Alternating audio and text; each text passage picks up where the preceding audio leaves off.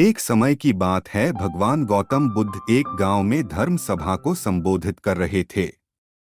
लोग अपनी विभिन्न परेशानियों को लेकर उनके पास जाते और उसका हल लेकर खुशी खुशी वहां से लौटते। उसी गांव के सड़क के किनारे एक गरीब व्यक्ति बैठा रहता तथा महात्मा बुद्ध के उपदेश शिविर में आने जाने वाले लोगों को बड़े ध्यान से देखता। उसे बड़ा आश्चर्य होता कि लोग अंदर तो बड़े दुखी चेहरे लेकर जाते हैं, लेकिन जब वापस आते हैं तो बड़े खुश और प्रसन्न दिखाई देते हैं। उस गरीब को लगा कि क्यों न वो भी अपनी समस्या को भगवान के समक्ष रखे।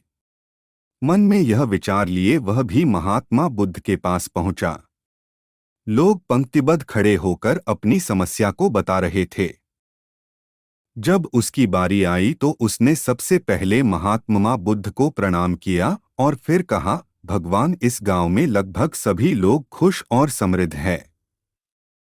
फिर मैं ही क्यों गरीब हूं?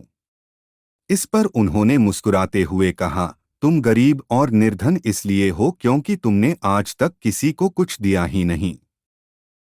इस पर वह गरीब व्यक्ति बड़ा आश्चर्यचकित हुआ और बोला, भगवान, मेरे पास भला दूसरों को देने के लिए क्या होगा? मेरा तो स्वयं का गुजारा बहुत मुश्किल से हो पाता है।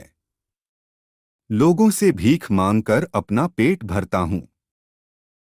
भगवान बुद्ध कुछ देर शांत रहे, फिर बोले, तुम बड़े अज्ञानी हो। औरों के साथ बांटने के लिए ईश्वर ने तुम्हें बहुत कुछ दिया है। मुस्कुराहट दी है जिससे तुम लोगों में आशा का संचार कर सकते हो। मुख दिया है ताकि लोगों से दो मीठे शब्द बोल सकते हैं, उनकी प्रशंसा कर सकते हो। दो हाथ दिए हैं, लोगों की मदद कर सकते हो। ईश्वर ने जिसको ये तीन चीजें दी है वह कभी गरीब और निर्धन हो ही नहीं सकता। निर्धनता का विचार आदमी के मन में होता है, यह तो एक भ्रम है, इसे निकाल दो। कभी भी मन में निर्धनता का भाव उत्पन्न न होने दो, गरीबी अपने आप दूर हो जाएगी। भगवान बुद्ध का संदेश सुनकर उस आदमी का चेहरा चमक उठा और उसने इस उपदेश को अपने जीवन में उतारा, जिससे वह फिर कभी दुखी नहीं हुआ।